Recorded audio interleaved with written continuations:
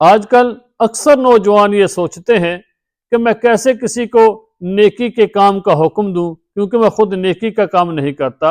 मैं कैसे किसी को गुनाह के काम से रोक सकता हूं, क्योंकि मैं खुद गुनाहगार हूं। मैं कैसे किसी को नमाज की दावत दे सकता हूं, क्योंकि मैं खुद नमाज की पाबंदी नहीं करता। मैं कैसे किसी को रोजे का कह सकता हूं, क्योंकि मैं खुद रोजा नहीं रखता।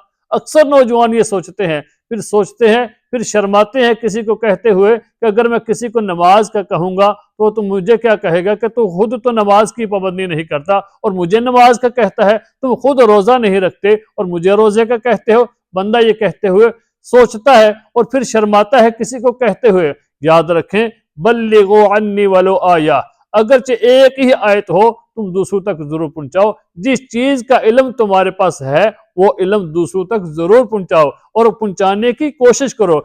हर उम्मत के फर्द पर अपनी हैसियत और ताकत के मुताबिक दूसरों को नेकी का हुक्म देना और बुराई के काम से रोकना ये लाजम और जरूरी है। और रसूलुल्लाह सल्लल्लाहु अलैहि वसल्लम ने फरमाया, मुझे कसम है उस जात की जिसके कब्जे में मेरी जान है, फरमाया तुम जरूर ब जरूर नेकी के कामों का हुक्म दो और बुराई के कामों से रोको, वरना करीब है कि अल्लाह ताला गुनाहगारों के साथ तुम पर भी अजाब भेज दे और उस वक्त तुम अल्लाह ताला से दुआ करो तो तुम्हारी दुआ कबूल ना हो। तो हमें अपनी हैसियत और ताकत के मुताबिक दूसरों को नेकी का हुक्म भी देना है और बुराई के काम से भी रोकना है।